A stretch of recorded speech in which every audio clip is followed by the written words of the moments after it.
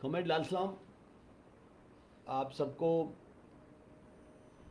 सलाम, क्योंकि ये कोविड पैंडमिक का महामारी के समय में सबसे पहले ये होना चाहिए कि आप लोग सब स्वस्थ मस्त है कि देखने की ज़रूरत है, तो आप लोग अपना ख्याल रखिएगा। सबसे पहले यही बात करना ज़रूरी है।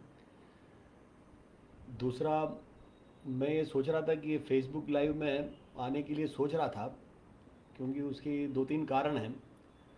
एक तो ये महामारी के समय में लोगों को मिलना, लोगों को एक साथ में आना बड़ा मुश्किल वाला काम है। खास करके हम लोग महाराष्ट्र के अंदर, मुंबई के अंदर सबसे ज़्यादा कोविड की संक्रमित और इस महामारी के ज़रिए ज़्यादा संख्या इस जगह पे थोड़ा सा घबराहट है लोगों में, होना भी चाहिए।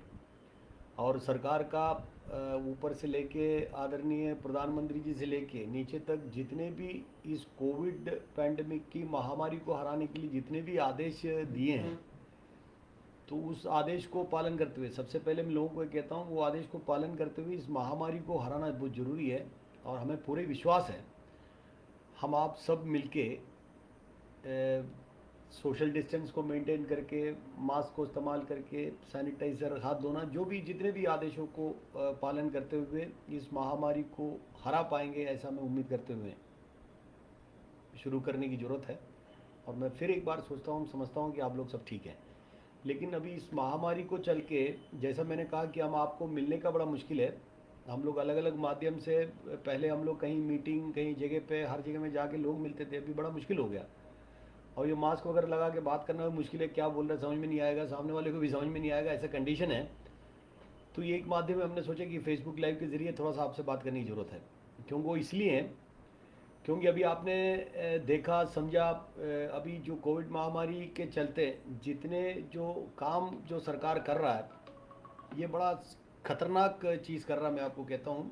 क्योंकि मुझे लगता है कि पूरी प्राइवेटाइजेशन जोर पकड़ा है। क्योंकि गाड़ी 109 रूट कहीं दे दो, 151 गाड़ी चलाओ, है ना, पूरा प्रोडक्शन यूनिट को ख़त्म करो। ये आप लोग याद करो, राकेश मोहन कमेटी का समय में हम लोगों ने विरोध करके, हमारा आदरणीय जेपी चौबे जी, हमारा जो महामंत्री था एआरएफ का, आदरणीय उमराव पुरोहित जी हमारा अध्यक्ष थे, उनके नेतृत्व में हम लोगों ने अपने यूनियन से लड़ाई करके हम लोगों ने उसको रुकवाया था, वो कचरे की पेटी में, डब्बे में डलवाया था। लेकिन फिर अभी जो सरकार, इसके पहले वाला सरकार, जो आदरणीय प्रधानमंत्री मोदी साहब की जो सरकार पहले टाइम में जब आया, तो आपने देखा कि वही राकेश मोहन से बड़ा विवेक देबरॉय को ले आने का काम किया। वो आने के बाद वही बोला चला, इसको सब बंद करना है, इसको ख़त्म करना है, रेल को प्राइवेटाइज करना है, बड़े प्रोडक्शन यूनिट को ख़त्म करना है, सब ख़त्म करो, गाड़ी चलता है उसको भी 50% ख़त्म करो, सब दुनिया भर का बातें करके करने के हम लोगों ने बहुत सारे विरोध किए हैं, है ना। हम लोगों ने कार्यक्रम किए, बहुत सारी चीज़ की हैं, लेकिन कहीं ना कहीं अंदरूनी बैकडोर एंट्री करके कहीं ना कहीं कुछ तो करने के चक्कर में चल रहा। अभी इसको में बड़ा विचार करने की ज़रूरत है। अभी कुछ दिनों में आप लोगों ने देखा, जब कोविड महामारी आने के पहले अलग सर्कस था। उस टाइम में उन्होंने बोला कि हम गाड़ी दे रहा है, 150 गाड़ी दे रहा है, आपको कोई चिंता करने की जरूरत नहीं है, आपके एक गाड़ी में भी हाथ नहीं लगाएगा, अधिक गाड़ी दिया जाएगा। डेडिकेटेड फ्रेट कॉरिडोर जब चलेगा तो हमारा मालगाड़ी उस लाइन पे चला जाएगा, तो उस वाली गाड़ी जो पाथ मिलेगा उस पाथ में ये गाड़ी चलेंगी, आपके कुछ होने वाला नहीं है। चलाएंगे आपके आदमी, बैठेंगे आपके आदमी, पीछे आपका, आगे आपका, मरम्मत करने वाला आपका, डब्बा आपका, सब आपका। आपको इस तरीके से बोल के उन्होंने एक अलग ये करने का काम किया। लेकिन उस टाइम में भी हम लोगों ने विरोध किया, लेकिन जिस तरीके से विरोध हुआ कि नहीं हुआ ये दूसरा प्रश्न है। तेजस गाड़ी पहला उन्होंने शुरू किया कि लखनऊ से दिल्ली तेजस गाड़ी की शुरुआत। अरे भाई, तेजस गाड़ी काय को लखनऊ से दिल्ली शुरू कर रहा बताओ। और शुरू किया तो लखनऊ से दिल्ली जितनी लंबाई में गाड़ी है, जो चलना है उतनी किलोमीटर में चलने वाली दूसरी भी गाड़ी है, शताब्दी गाड़ी भी है। और शताब्दी गाड़ी 5 स्टेशन में रुक के जितनी तेजस गाड़ी पहुंचता है उसी से 5 मिनट ज़्यादा ले रहा है। लेकिन भाव का क्या फ़र्क है, तेजस गाड़ी में उस समय 2 गुना भाव ले रहा था। और सरकार ने ये कहा था कि तेजस वाली गाड़ी में फ्लेक्सी रेट होगा, मतलब हवाई जहाज की जैसा, जैसा मंगता सीजन के हिसाब से वो पार्टी डिसाइड करेगा कि कितना हमको रेट लगाना, कितना क्या करना, वो डिसाइड करेगा। बताओ। और उन्होंने ये कहा कि अगर कोई गाड़ी लेट हुआ 1 घंटे से ज़्यादा, 2 घंटे से ज़्यादा, 100 रुपया, 200 रुपया इस तरीके से देगा, वो भी बात हुआ। तो हम लोगों ने उस टाइम में विरोध ये किया था कि भाई ये पैसा कौन देगा। वो बोला पैसा सरकार देगा, मतलब मुनाफा होगा तो वो जो मालिक कमाएगा, अगर नुकसान होगा तो रेलवे देगा। सोचने की विषय है, कैसा हिसाब करता पता नहीं। बोला गाड़ी का कुछ हमारे यात्री के भी थोड़ा सा अलग लगता है, कभी कभी यात्री भी खुश हो जाता है। प्राइवेटाइजेशन के बारे में बात करें तो कुछ यात्री बोलता है अरे बहुत अच्छा, क्या बात कर रहे हैं, रेलवे की लोग क्या कर रहा है, ये तो अच्छा गाड़ी है, कलरफुल गाड़ी है, स्वागत करने के लिए एयर होस्टेस, रेलवे होस्टेस खड़ी है। अरे बाबा, रेलवे होस्टेस जो खड़ी है कपड़ा वपड़ा पहना के, उसको पैसा कितना मिल रहा है पूछा क्या, उसको तंगा मिल रहा है क्या पूछा क्या। वो बच्चे लोग सब पढ़ाई करके आए तो उसको तंगा मिलना चाहिए। अगर रेल की कर्मचारी बना के खड़ा करता था हम लोग उनको सलाम करते सरकार को, लेकिन रेल के कर्मचारी बनाता है। क्योंकि मुझे ऐसा लगता है कि सरकार को रेल की कर्मचारी, सरकारी कर्मचारी लाइबिलिटी लगता है। अरे भाई, हमारा जो लोग है, ड्राइवर है, गार्ड है, इंजीनियरिंग की हैं, ऑपरेटिंग की हैं, एस की हैं, कॉमर्शियल की हैं, अकाउंट्स की हैं, मैकेनिकल की हैं, इलेक्ट्रिकल की हैं, कारखाने की हैं, जितने विभाग में काम करने वाला कर्मचारी, कितने विभाग के अंदर काम करने वाला कर्मचारी एक बार भर्ती होने के बाद, कोई 18 साल में भर्ती हुआ, कोई 20 साल में भर्ती हुआ, कोई 22 साल में भर्ती हुआ, उसकी तनख्वाह जब बनेगी तो 20 साल 25 साल की उनकी एक्सपीरियंस है। कोई बीटेक किया हुआ, एमटेक किया हुआ लोगों से भी ज़्यादा उसके काम करते हुए प्रैक्टिकल एक्सपीरियंस है। उसके बाद में एकदम वो मजबूत बनता है। और उसको तुलना आप किससे कर रहा है, ये सोचने की विषय मैं आपको कहता हूँ। मतलब गाड़ी, हर चीज़ को प्राइवेटाइज करना तो बड़ा मुश्किल वाला काम है भाई। इसलिए मेरा आपका कहना है, ये विवेक देवरोई का रिपोर्ट है। कौन सा रिपोर्ट है, अभी सरकार ने, अभी मंत्रालय ने नया आदेश दिया। वो बोला कि अभी IRMS, Indian railway management Indian railway management service से IRMS करना है। अब उसमें ऑफिसर लोगों का मारा मारी हुआ, बड़ा लंबाई चढ़ा लड़ाई चला, तो वो करना नहीं चाहता था। तो लेकिन अभी उसके ऊपर ये चल रहा है भाई, उसमें नीचे भी करना जरूरी है। इन्होंने एक आदेश जारी किया, सारे GM को दे दिया भाई सब ये मर्ज करो कैडर। उसके ऊपर बम हो गया। फिर इंजीनियरिंग के लोग बोलने लगा भाई ये तो फेडरेशन के लोग हैं। हमारा महामंत्री कॉमरेड शिवपाल मिश्रा जी के खिलाफ कुछ इंजीनियरिंग के लोगों ने बोलने काम किया। रहे बोलने वाले पहले समझो किसके खिलाफ बोल रहा है। फेडरेशन की जनरल सेक्रेटरी के खिलाफ मत बोलो। वो इसलिए मत बोलो, अगर आपको लगता है कोई आपका मर्जिंग होने से आपका भला होने वाला है, आप आइए, हम लोग आपको मंच बना के देते हैं। आप बात करो, आप डिस्कस करो, डिबेट करो। अगर आपको कौन सी आपकी फ़ायदा होने वाला बताओ, आपका भला करके देता है। आपका भला करने वाला, आपकी जन्म होने के पहले, आपका जन्म कब हुआ, जन्म होने के पहले ये सब खत्म करने के लिए राकेश मोहन कमेटी ने सिफारिश किया था। आपका धरती में जन्म नहीं हुआ तब सिफारिश आए थे कि ये खत्म करने के लिए, मर्ज करने के लिए, लेकिन नहीं करने दिए। क्यों नहीं करने दिए? उसमें नुकसान थे, रेल के नुकसान थे, भारतीय रेल के कर्मचारियों को नुकसान थे। आप बताओ, सारे मर्जिंग अगर कर देगा तो एक पदनाम अनेक काम है ना। अगर ट्रैकमैन को मर्जिंग करेगा, इंजीनियरिंग को मर्जिंग करेगा, पोंचमैन का काम रहेगा तो वो भी कराएगा, SNT का काम रहेगा तो खंबे में भी चढ़ाएगा। काम काम तंगा वही रहेगा। लेकिन लोग सोचते हैं मुझे फिर GDC LDC में मिलेगा, मुझे TC बनने को मिलेगा। अरे कौन सा TC बनने को मिलेगा? कोविड महामारी के समय पे अभी तो सरकार ने बोल दी कि TC को भी किस प्रकार के इस्तेमाल करना। बोला कि अभी रिजर्वेशन करके ही टिकट है, तो अनरिजर्वेड वाला कोई जा नहीं रहा, तो टिकट चेकिंग को उसमें भेजना जरूरी नहीं है। इन्होंने बोला कि RPF से हम टिकट चेकिंग करवाएंगे। मतलब इस तरीके से मामला बना के किसी को खुश, किसी को नुकसान, किस तरीके से लोग भी अलग अलग सोचता है। मैं आपको कहता हूँ सबसे पहले ये सोचने की जरूरत है भाई, हमको जिंदा रहना, आपको हमको जिंदा रहना है। रेल के अंदर आप और हम जिंदा नहीं रहेगा, रेल जिंदा नहीं रहेगा, लड़ाई किस बात की होगी? तो पहले रेल को जिंदा रखने की बात हम करना चाहिए, उसके बाद में हम लोग आपस में लड़ाई करेंगे भाई कौन किधर जाना है, कौन सा मर्ज करना है, क्या करना है, तो हम लोग सोचेंगे। यही रेलवे है। आप जो इंजीनियरिंग के अंदर काम करने वाला जो नाराज हो रहा था, इसलिए मैं उनको बोलना चाहता हूँ भाई, जो 25 साल से इंजीनियरिंग के अंदर काम करने वाले, उनको पूछिए 25 साल से और अभी में कितनी फर्क है। अभी 2800 तक का TCPS करके देने का काम किया कि नहीं किया फेडरेशन ने? यही यूनियन है, एसोसिएशन थोड़ी कोई काम करा रहा है यार। वो तो मान्यता प्राप्त यूनियन है, तो फेडरेशन है जो चुनाव के जरिए जीत के आने का काम करता है। हमको किसी को कोई विरोध नहीं। किसको भी अगर लगता है कोई भला वाला काम है तो हमसे बोलो, फेडरेशन से बोलो, आपको जहां भी माध्यम से जहां तक ले जाना ले जाता है। लेकिन फेडरेशन का, यूनियनों का विरोध कोई ना करिएगा। विरोध का मतलब फालतू में क्रिटिसाइज मत करिएगा। हम कहता हूँ, हम कुछ दिन पहले हमारा महामंत्री से बात किया, हमने बोला कि ये जो बंद होने जा रहा है, गाड़ी देने जा रहा है, वर्कशॉप बंद करने की बात हो रहा है, कॉर्पोरेट हमारा सारे प्रोडक्शन यूनिट को कॉर्पोरेटाइजेशन करने की बात कर रहा है, सब तेजी से चल रहा है, कैबिनेट नोट मूव हो रहा है, क्या कर रहा है? तो मैंने पूछा उनको, मैं बोला अपन तो कुछ करने की जरूरत है।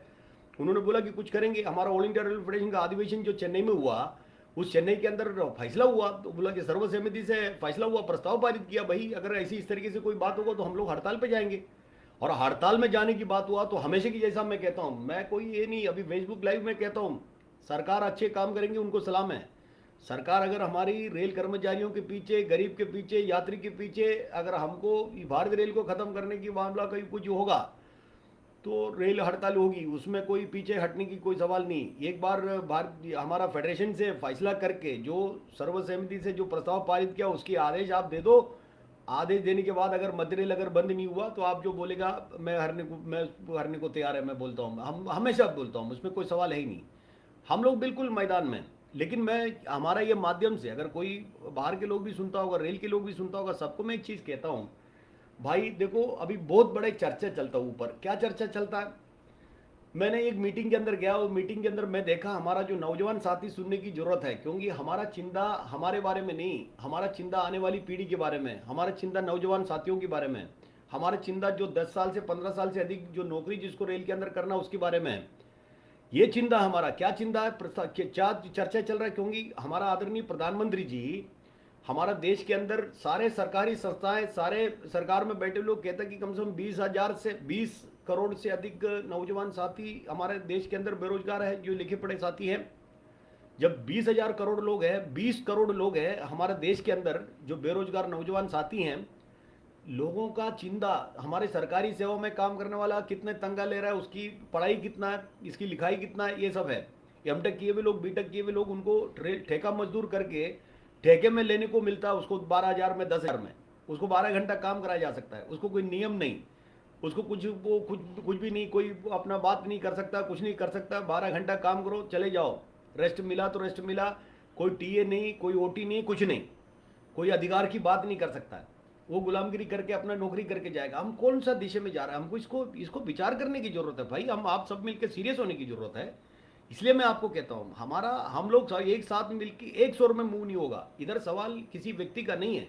अगर मैं किसी को पसंद नहीं, मुझे हटाइए आप, मुझे कोई सवाल नहीं। हम लोग सब एक साथ में मिलकर लड़ने की बात है। और मैं कहता हूं कि हमारा जो गरीब लोग है, हमारा जो जनता है, हमारे यात्री हैं, चीपेस्ट मोड ऑफ ट्रांसपोर्ट अगर कहीं दुनिया में है तो भारतीय रेल है। चीपेस्ट मोड ऑफ ट्रांसपोर्ट, सबसे कम पैसे में अगर कोई गाड़ी चला रहा है तो भारतीय रेल चला रहा है। हम मुंबई से, महाराष्ट्र से, सेंट्रल रेलवे से 18 पैसा 20 पैसा प्रति किलोमीटर सबअर्बन के अंदर यात्रा किया जा सकता है। वही सबअर्बन के अंदर अगर मंथली पास लेना तो 7.5 दिन के पैसा अगर भरेगा तो टिकट का भाव देगा तो मंथली टिकट मिलता है। उसके लिए आप दिन में 25 बार ट्रैवल करो, आओ जाओ, 25-50 बार जितना, लेकिन पैसा उतना ही लेगा। लेकिन मुंबई के अंदर एक तरफ हमारा 18 से 20 पैसा लेने वाली गाड़ी, भारतीय रेल की गाड़ी, 100 किलोमीटर की स्पीड पे चलने वाली गाड़ी, जितना चाहे जितना घुस सकता है, जितनी निकलना वो निकल सकता है। उसी शहर के अंदर घाटकोपर से लेके वर्सोवा तक अंबानी साहब की गाड़ी मेट्रो चलती है। उसके अंदर 4 रुपये थे, 4 रुपये बढ़ा के अभी कितना गया भगवान जाने। प्रति किलोमीटर 4 रुपये थे, अभी 6 रुपये के 8 रुपये की क्या पता नहीं, पहले 11 रुपये करने वाला था। और 6 रुपया कहाँ, 8 रुपया कहाँ प्रति किलोमीटर, और 18 पैसा कहाँ। और उसके अंदर एक भी आदमी विदाउट टिकट अंदर नहीं घुस सकता है। स्वाइप करना पड़ेगा तब अंदर घुसने को मिलेगा, तब आपको बाहर आने को मिलेगा, है ना। उधर कोई भी कंसेशन नहीं है। प्राइवेटाइजेशन करने से नुकसान पब्लिक का है, बार बार मैं कहता हूँ, ये गरीब जनता का है। एक भी आदमी विदाउट टिकट अंदर नहीं जाएगा, आपको पैसा भरना पड़ेगा। एक ट्रिप गया तो उसका पैसा कटेगा, दूसरी ट्रिप आएगा पैसा कटेगा, एक भी कंसेशन नहीं होगा। हम लोग सलाम करता है, भारतीय रेल सरकारी सेवा है, इसके अंदर 100 से अधिक प्रकार की कंसेशन है। हमारे बच्चों के लिए, पढ़ाई करने वालों के लिए, सीनियर सिटीजन के लिए, हमारा अपंगों के लिए गैलेंट्री अवार्ड, हमारा जो जिसको गैलेंट्री अवार्ड मिला उसके लिए, किसके लिए नहीं आप बताइए भाई।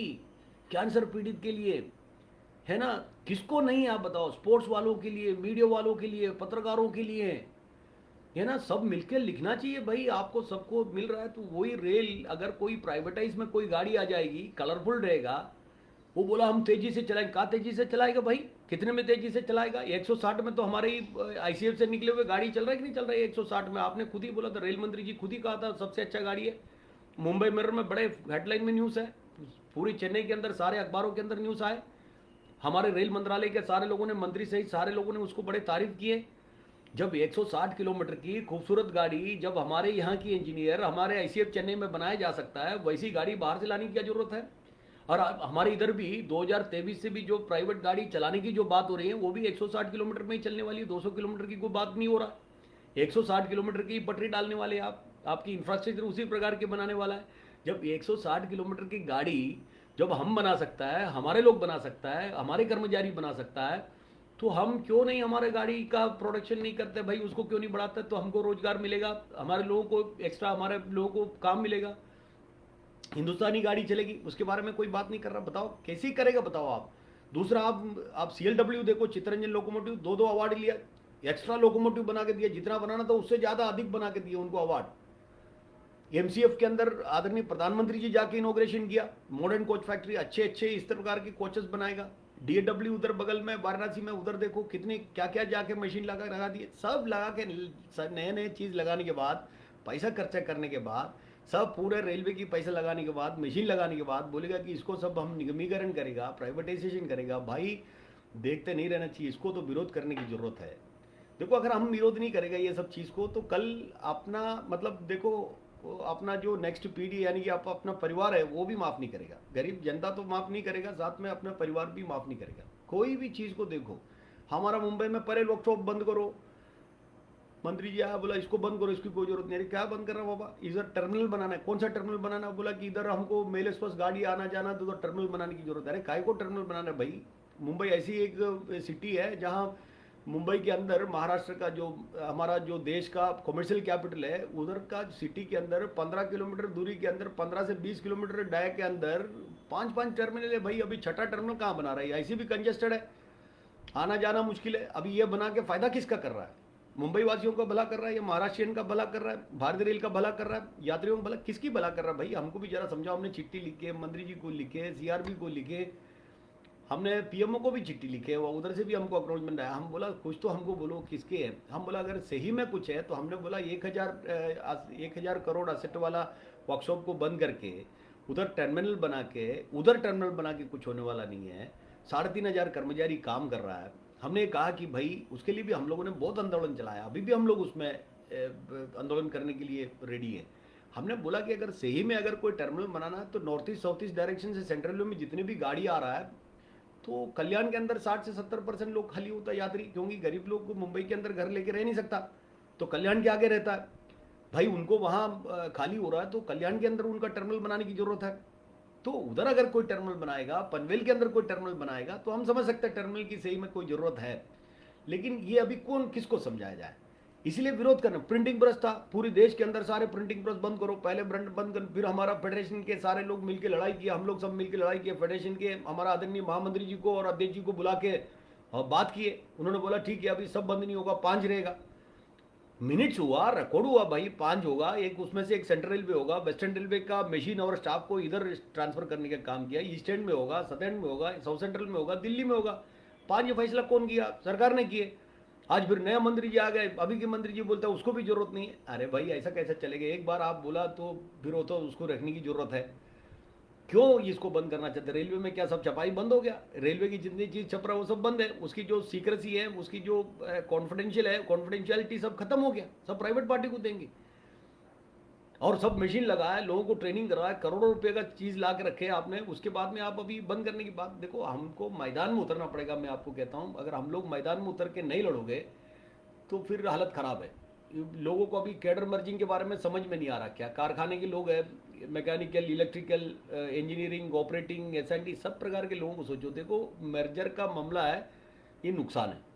मर्जर का मामला है भाई, एक पद देगा, एक ही तंगा देगा, अनेक काम कराएगा, है ना। तो आप सोचेगा कि मुझे इसमें जाने से फलाना प्रमोशन मिलेगा, धमाका मिलेगा, कुछ नहीं मिलने वाला है। प्रमोशन क्या सब अभी बोला 50% वैकेंसी सरेंडर करो, है ना। जो अभी आने वाले दिन में जो भरना है वो उसको सब अभी स्थगित करो। सोचेंगे अभी कोविड महामारी के बाद में क्या करना सोचेंगे, है ना। इस तरीके से मतलब आप ये प्रेडिक्ट करके मत चलो कल ये होने में मेरा वो भला, वो होने में वो भला। कोई भला नहीं है, भला यही है भारत रेल को जिंदा रखो, जो नौकरी है कम से कम वो सही सलामत रखने को हम सब मिलकर कोशिश करो तो वो सही है, फिर हम लोग जिंदा रह पाएंगे। रेल नहीं है तो क्या होने वाला है? क्या हमारा नौकरी रहेगा? हम आपकी नौकरी रहेगा? आपकी नौकरी रहेगा? तो इसलिए नौजवान साथी है जो देश के, उसको साथ में लेके इस रेल को जिंदा रखने के लिए हमारी पूरी कोशिश होना चाहिए। मैं आपको कहता हूँ तब तो काम चलेगी। बहुत सारे आदेश जारी हो रहा है, कितने आदेश है, क्या क्या आदेश जारी हो रहा है। अभी मैं कहता हूँ ये 109 रूट अच्छे खासा रूट अगर दे देगा, तो मैंने सीआरपी साहब का उस समय दे सुना, वो बोला कि 5% दे रहा, तो उसमें क्या तकलीफ है? 5% ही तो दे रहा हम, बाकी सब गाड़ी अपने पास रहेगा। 5% देने से क्या हो गया? अरे भाई 5% देने से जो अच्छा खासा लाइन मुंबई से गोवा दे देगा, वो अच्छा खासा लाइन है, वो रूट आप देगा, वो रूट में पीक टाइम आप दे देगा, तो जो पीक टाइम जो लोग जाता है, हर चीज़ की एक समय होती है, एक रूट होती है, ये समय पे ज़्यादा लोग रहेगा, तो उस समय में अगर दे देगा तो प्राइवेट वाला पैसा कमा लेगा।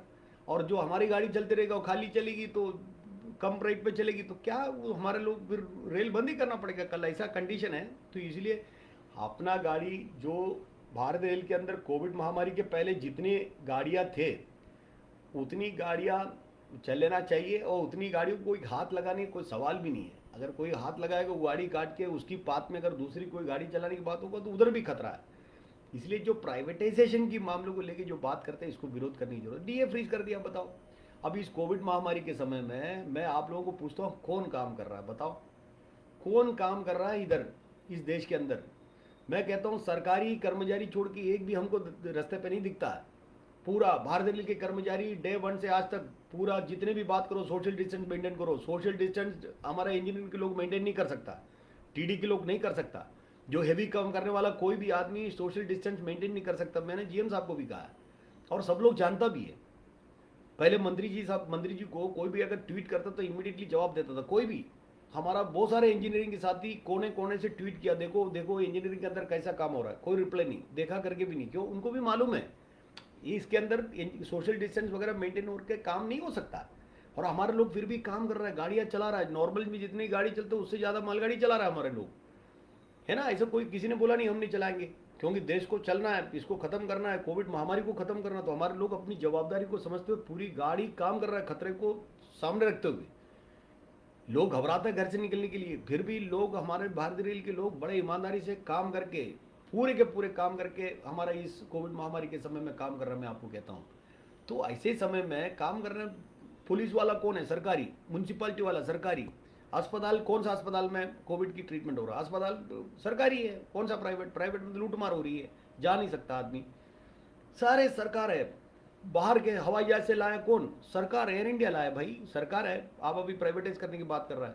इस कोविड महामारी के समय में माइग्रेंट लेबर को लेके, हाँ भले कोई भी राज्य सरकार केंद्र सरकार की आपस की बातचीत, हम राजकारण में नहीं जाना चाहता है, राजकारण से राजनीति से हमको मतलब नहीं। हमको भारतीय रेल की कर्मचारी, भारतीय रेल, गरीब लोग, इसके फेवर में हित में काम जो भी करेगा अपना, उसके विरुद्ध में जो काम करेगा कोई भी रहेगा तो हम विरुद्ध में बात करने का अधिकार हमको बाबा साहब अम्बेडकर ने संविधान के जरिए दिए हैं और हम करेंगे, उसका पूरी इस्तेमाल करेंगे, है ना। अगर ये कोविड महामारी के पहले हमारा यूनियन नहीं होता, फेडरेशन नहीं होता, हम लोग उस समय से विरोध करके अगर इस प्राइवेटाइजेशन को नहीं रोका होता, प्राइवेटाइजेशन अगर किया होता कोविड के पहले, तो ये क्या माइग्रेंट लेबर्स इतनी आसानी से एक देश एक जगह से दूसरी जगह पे जा पाता? कभी नहीं जा पाता।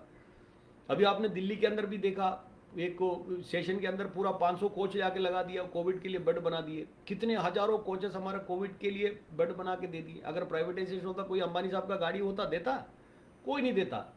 मतलब सरकारी है करके दे रहा है। हम लोग इतना सब होने के बाद भी सीख नहीं रहे, फिर भी हम प्राइवेटाइजेशन की बात करेंगे तो कौन से मुंह से कर रहा है हमको पता नहीं। इसको रोकने की जरूरत है, बिल्कुल रोकने की जरूरत है। और उसके लिए हमारा भारतीय रेल की कर्मचारी बिल्कुल सक्षम है, अपने यूनियन सक्षम है, सिर्फ आदेश की इंतजार है, मतलब बाकी कुछ है ही नहीं। मैं हर समय पे ये बात अब मैं करता हूँ, आदेश की इंतजार हम लोग करते हैं, बाकी कुछ है ही नहीं। कभी भी अगर कुछ करना है, अगर ये सरकार को, अगर हमारा फेडरेशन की बात को अगर नहीं मान रहे, यूनियनों की बात को अगर नहीं समझ रहे, मान्यता का चुनाव नहीं हुआ अभी, कोविड के टाइम के बाद के शायद चुनाव हुआ। 1 साल हमको चुनाव आएगा चुनाव आएगा चुनाव आएगा, कब क्या बोल रहा था पता नहीं, कुछ हुआ ही नहीं। कभी बोला 35%, कभी बोला 40%, 50%, 60%, 75%, 90%, वो बार्गेनिंग कर रहा है।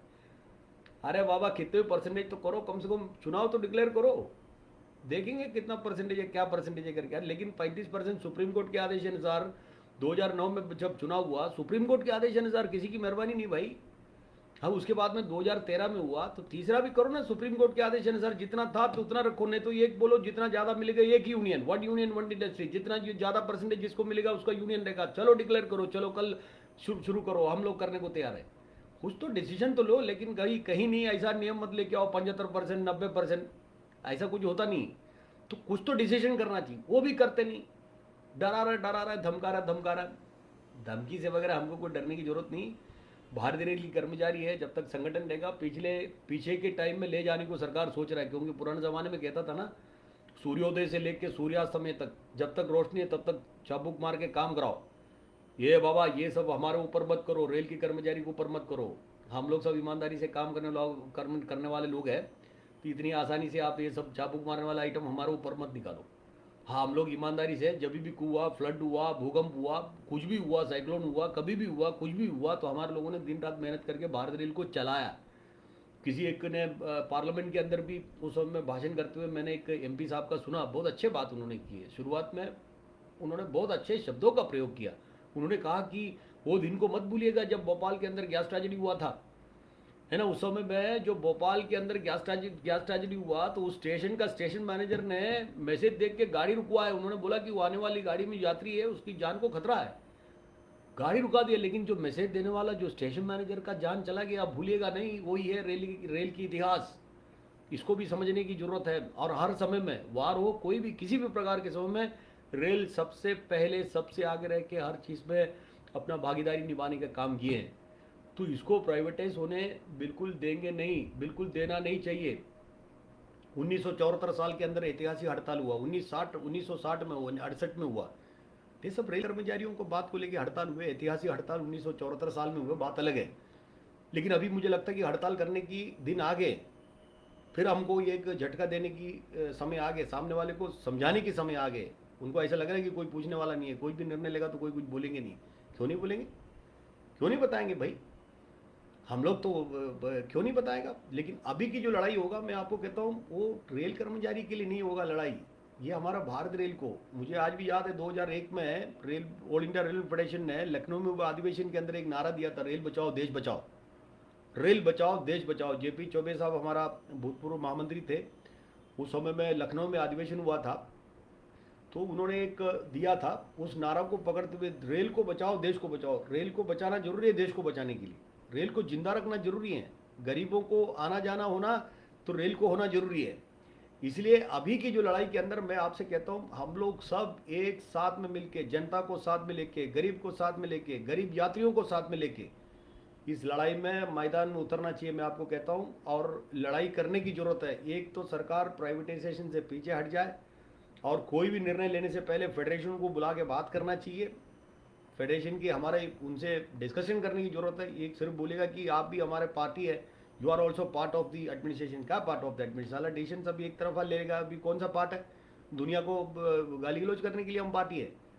तो ये भी सोचने की जरूरत है। तो इसलिए एक डिसीजन आने की जरूरत है। एक बार निर्णय ले लिया फेडरेशन ने, तो कोई चिंता करने की जरूरत नहीं। हम हमेशा कहा, अभी आज भी कहूँगा कि आगे भी कहूँगा, एक बार फेडरेशन ने निर्णय लिया, भले कुछ भी हो जाए, अपने रेलवे तो बंद होगा, इसमें कोई सवाल नहीं। मैं हमेशा कहा, मैं आज भी कह रहा हूँ। और हमारे साथ में कभी सोचता कि पब्लिक साथ देगा, अरे क्यों नहीं देगा, पब्लिक सब साथ देगा हमको, क्यों नहीं देगा साथ, हम पब्लिक के बीच में जाएंगे, क्यों नहीं देंगे साथ, हर प्रकार के लोग देंगे। उधर कोई राजनीति नहीं देखेगा। जितने भी रेल के अंदर यात्रा करने वाले 90% लोग हमारे साथ रहेगा, सवाल नहीं है। अगर उनको रेल में यात्रा करना तो हमारे साथ देगा। सब अनिल अंबानी, आज सब अंबानी साहब लोग थोड़ी है, अडानी साहब, अंबानी साहब कोई पूंजीपति लोग थोड़ी है।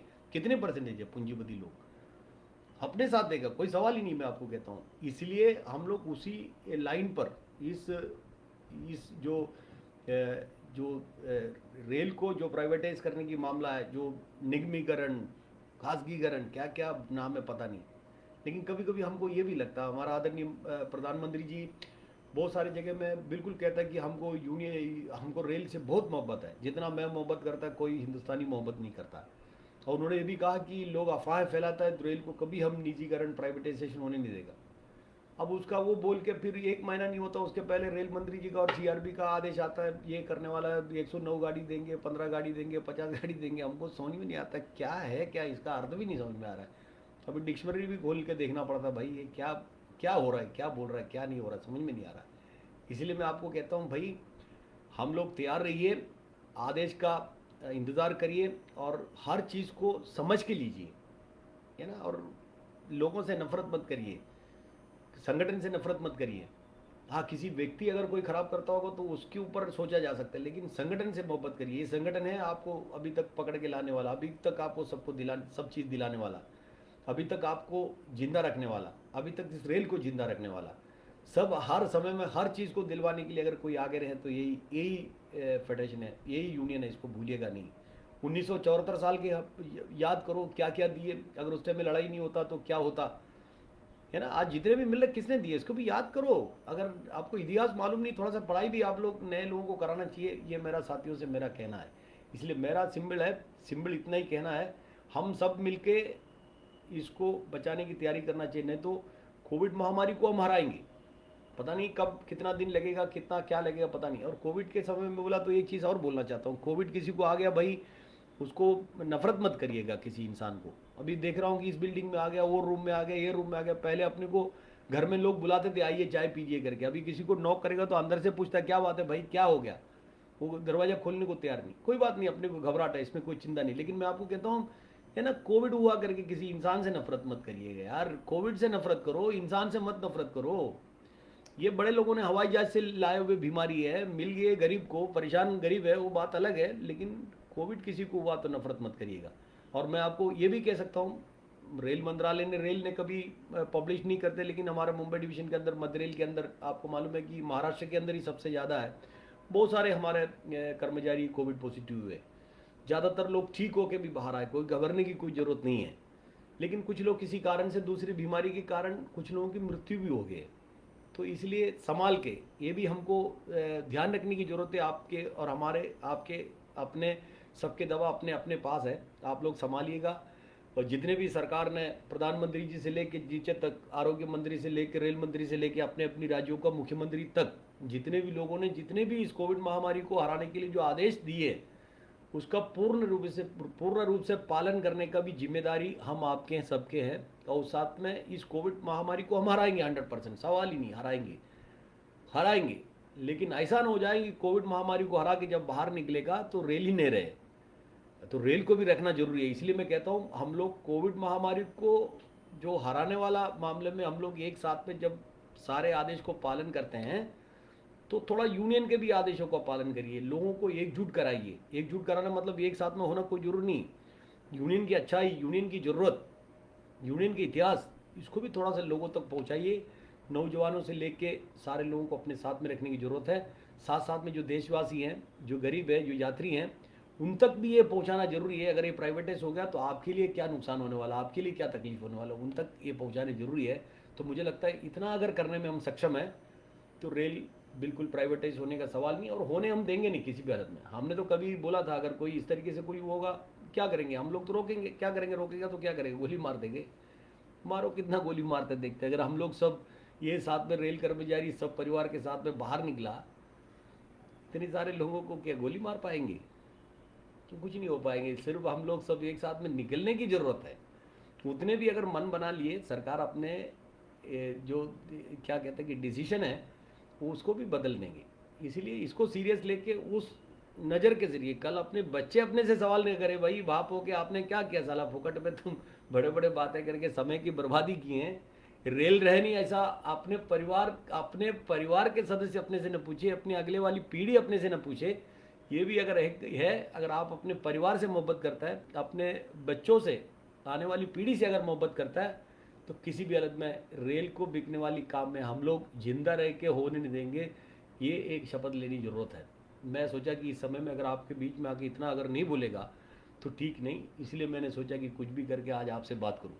बीच में आपके ऊपर जरूर आएंगे, लेकिन आपको फिर मैं कहता हूं, हमारा नारा सर्वधर्म समभाव है। हम एक दूसरे को रेल के कर्मचारी के नाम से जानते हैं, और हम लोगों को कहता कि सर्वधर्म समभाव, हम आपकी पहचान रेल की कर्मचारी है।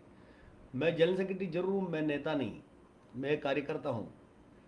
मैं आपके बीच में से एक रेल की कर्मचारी, मैं मुंबई के अंदर मोटरमैन के रूप में काम करता हूँ, है ना। तो हम लोग सब मिलकर, हाँ फिर वो कोई पूछेगा फिर महामंत्री का के लिए, अरे महामंत्री की जरूरत कभी पड़ता भाई, कोई बड़ा आदमी से बात करेगा तो पूछेगा कौन है बाबा, तुमको अंदर आने नहीं देगा, तब थोड़ा सा भाषा चेंज करके बोलना पड़ता, भाई मैं महामंत्री हूँ। तो 2-4 आदमी देखेगा, महामंत्री सुनेगा तो अंदर लेगा, बात करेगा। इसके लिए कभी इस्तेमाल करने के लिए रखा, बाकी कोई महामंत्री वाला काम अपने पास नहीं है, कार्यकर्ता वाला काम है। जहाँ भी सबके साथ में मिलकर काम करने के काम किए हैं, तो उसी विचार के साथ में हम लोग एक साथ में रहेंगे और कोविड महामारी को भी हराएंगे। और ये जो प्राइवेटाइजेशन का सिलसिला जो चल रहा है, सरकार जो भारत रेल ऐसी आसान वाला काम नहीं, भारत रेल को जो बेचने की जो बात हो रही है, इसको बिल्कुल हम लोग होने नहीं देंगे।